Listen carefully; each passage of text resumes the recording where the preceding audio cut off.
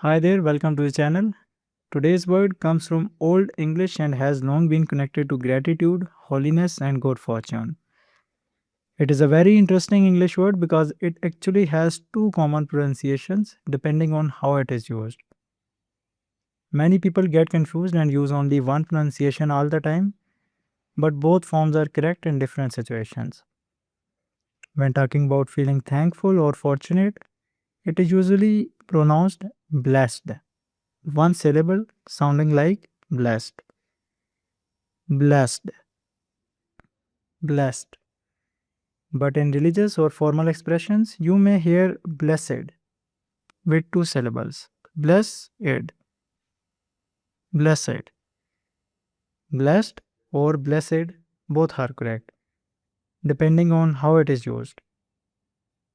If this pronunciation lesson helped you, give this video a thumbs up and subscribe for more everyday English and tricky word pronunciations. See you next time.